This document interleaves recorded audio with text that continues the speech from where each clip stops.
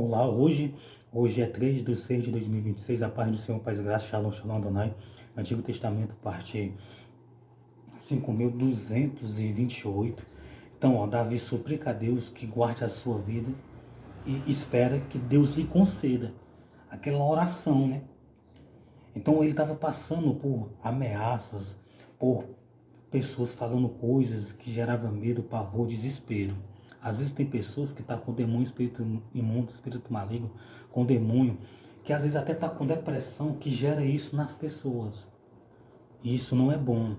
Se você está gerando horror, pavor, desespero, medo em alguém, isso é do diabo, não é de Deus. Você pode perder a sua salvação através disso. Porque isso é uma coisa que é desobediência aos mandamentos de Deus. Então, o Salmo 64. Ouve-me, ó Deus, a minha voz na minha oração, livra a minha vida do horror do inimigo, esconde-me do secreto conselho dos maus e do tumulto dos que praticam a iniquidade. Meu irmão, aqui era saudades com espanto, com lance, com escudo, pessoas que estavam fazendo isso na vida deles, naquele tempo, era terror. Os quais afiaram a sua língua como espada e armaram por suas flechas palavras amargas, para de lugar ocultos atirados sobre o reto de coração.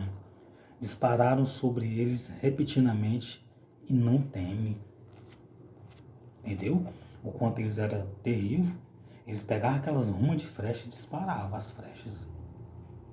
As palavras com ameaça, oprimindo. E isso era muito ruim naquele tempo. Então, Mateus 8, versículo 23. Então, entrando Jesus no barco, seguiu os seus discípulos seguiram. E eis que no barco se levantou uma tempestade tão grande que o barco era coberto pelas ondas.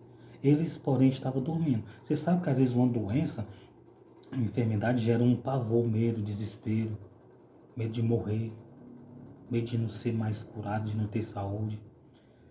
E os seus discípulos aproximando, o despertaram, dizendo: salva-nos que perecemos, Senhor. E o discípulo, ele disse: por que temeis, homem de pequena fé? Então levantou-se, repreendeu o vento e o mar, e seguiu uma grande bonança. Que Deus ele abençoe nós com uma grande bonança. Bonança é uma situação boa, uma situação agradável. Não é uma situação ruim. E aqueles homens se maravilharam, dizendo: que homem é este que até o vento e o mar lhe obedece? Você entendeu que às vezes uma doença, uma enfermidade, você tem que correr atrás dos médicos, dos doutores, nos hospitais, nos postos para poder ser curado?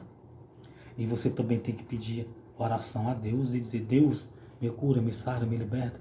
Às vezes uma doença gera pavor, medo, desespero.